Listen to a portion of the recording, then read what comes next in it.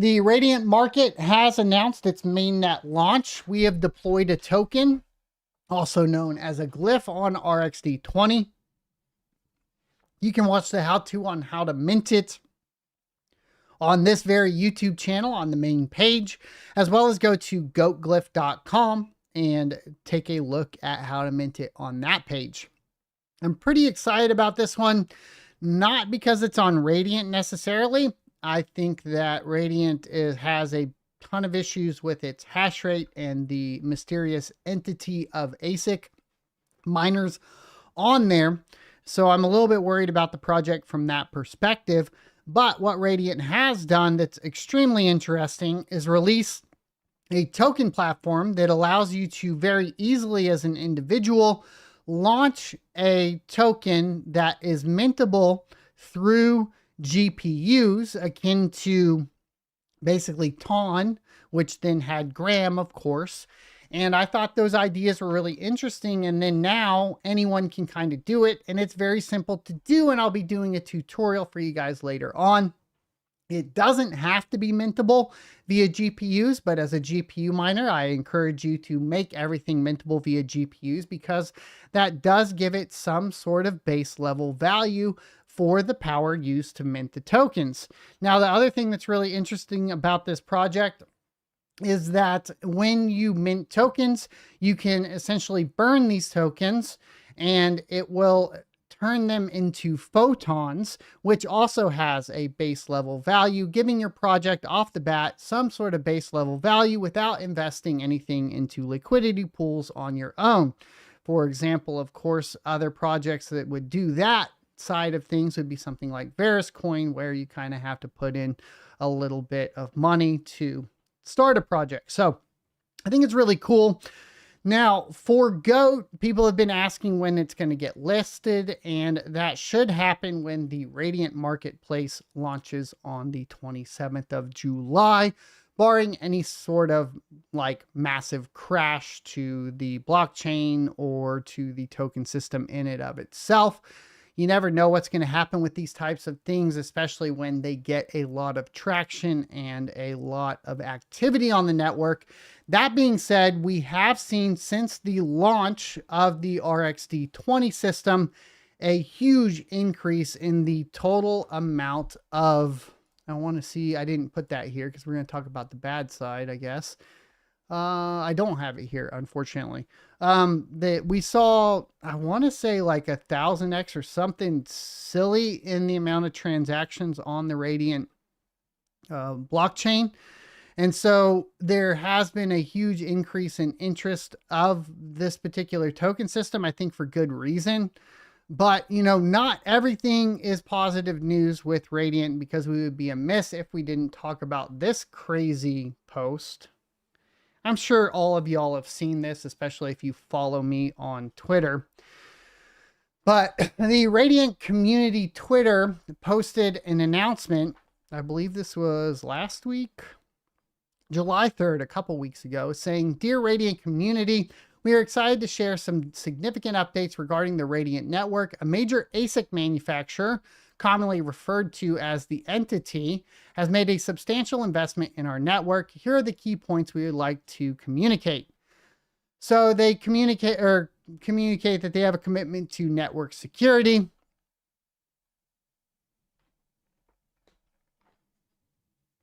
I'm going to push back. I'm sorry. I got to push back, because if you have a commitment to network security and you have a single entity that takes over 50% of the hash rate, you have a fucking problem, and you are not committed to network security, because you should be forking to something to stop that. Sorry, that's my opinion. Now, I know I'm going to get a lot of pushback on that, and everybody loves ASICs now because everybody's getting paid by big ASIC manufacturers to love ASICs, but it's not good. Like, you are at significant risk of security to a single entity now. That's just facts. That entity controls your network at this point. Hopefully they're a good actor, which so far they have been, but that's not guaranteed. And if you are a decentralized platform and you are focused on security, you should fork away from that algorithm if it's compromised by a single miner. Now, they go on to say community collaboration. In response to our request, the entity has agreed not to run their own private nodes and to distribute their hashing power across multiple pools. This measure ensures redundancy and a more decentralized network given the circumstances. Now, my communication with, of course, the development team over there at Radiant, because I had tweeted, it's pretty crazy that the developers know who the entity is and won't reveal it, have put their network at risk. And then the pushback was they don't know who the entity is. So I guess my question there, and we'll be having an interview here coming up with a developer over there, a community manager at the very least, and we'll get some more questions here. My big question is, if you don't know who they are, what's the communication mechanism being utilized to communicate these deals, right? Like you're submitting a request to them and they are adhering to your request. There's communication lines open, so you at least know who the anonymous individual is, whether that's a Discord username or whatever that may be. But okay, so you don't know who they are, but you're in communication with them. So that's kind of interesting. And it gets sketchier from that perspective. And this is why. There is support for the community fund coming directly from this entity. So demonstrating their dedication to our project, the entity is contributing 10% of their block reward from Viper to the community fund. Now, I have a big problem with this because you're going to tell me that you don't know who this is. You have communication lines open. You're focused on security, but then you're captured by profits. I mean, that's what this reads as. Now, maybe it's completely disconnected and it isn't how they meant to communicate this, but it is pretty clear to me that it seems like this is how it's communicated. Like, I think from the perspective of any individual that's going to read this, you're going to read this and say, oh, they're in talks with basically someone that controls all the hash rate, meaning it's not decentralized at all. And then they're letting them maintain that and not switching algorithms because they're getting up to, I think, total with like 10% or 5% of the daily emissions to a community fund. Now, I'd like to say community funds are always used for good purposes.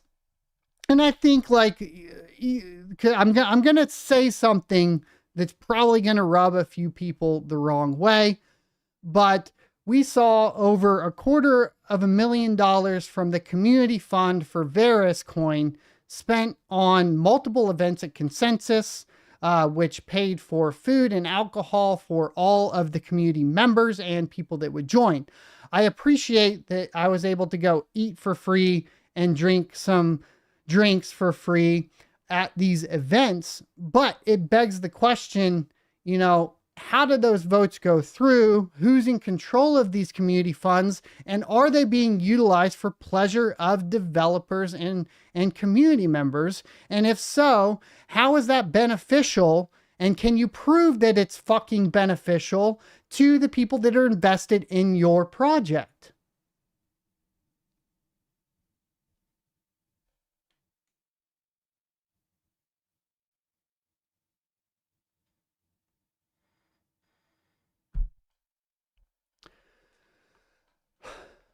So I think the question that everybody wants to know, because we need to see this entity distribute these products, because at the very least that will decentralize the network.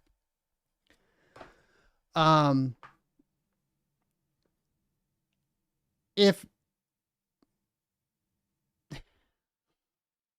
10% of the block rewards are going to the community fund, and that's 5% of the daily emissions, that means that we are clearly within 51% threat from a single entity. I mean, the numbers are right there. You can calculate that out. Go run that in a calculator, and you'll figure out that that is what the threat is. So it goes on to say that the entity plans to release their miners publicly once the economics of it have reached their intended goal. I'm having a hard time even reading that to you guys.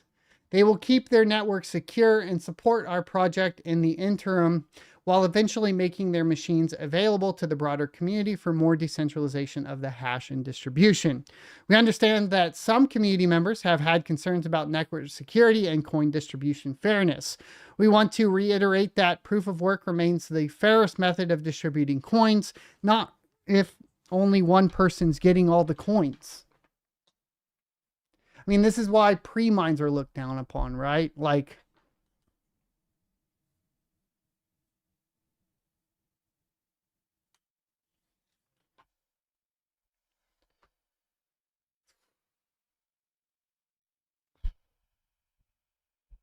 so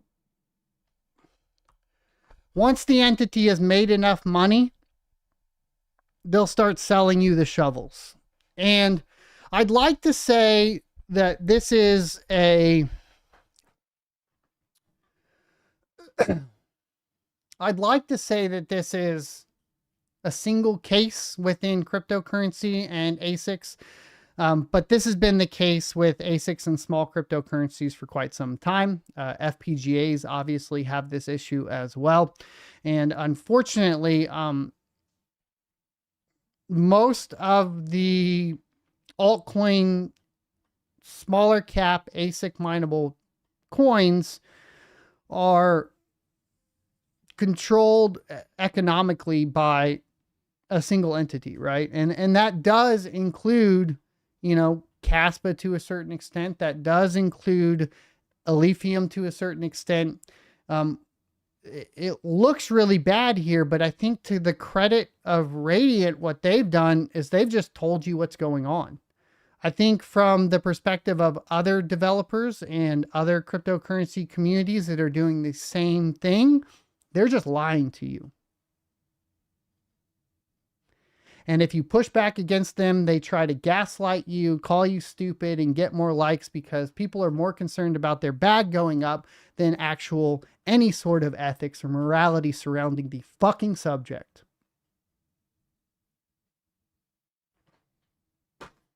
And that includes the developers of KASPA and Lithium as well, in my humble opinion. GoatGlyph is launched on the Radiant network. Like I said, I am pretty excited that we have a mintable token with GPUs, which I think is very unique for Radiant. So as much as I just kind of had my little rant surrounding them, there is, of course, positive news from the development on their token side of things. Go check it out at goatglyph.com. Now, you guys mined during the bear market. You made it through. Well, at least maybe a half of you. I know a lot of you motherfuckers over here didn't actually do it, but the ones that did, I have a new shirt for you guys. And it says, I mined with the bears for the bear market. Okay. So if you mined with the bears and you want to rep that you did mine during the bear market, go ahead and head on over to shop.sonofatech.com. And the listing will be down below. I'll put it in live chat right now. I have a sweatshirt. There's a sticker if you'd rather have a sticker, t-shirt, premium shirt, all that cool stuff. Really like the new shirt. I ordered a few for myself and I just had that design finished this week. Eventually it'll be on the YouTube channel, but that takes a little bit of time. So just give it some time. Proceeds, of course, go to supporting me in the channel. So there you go. And I thought we put some work into it and I thought you guys might enjoy it.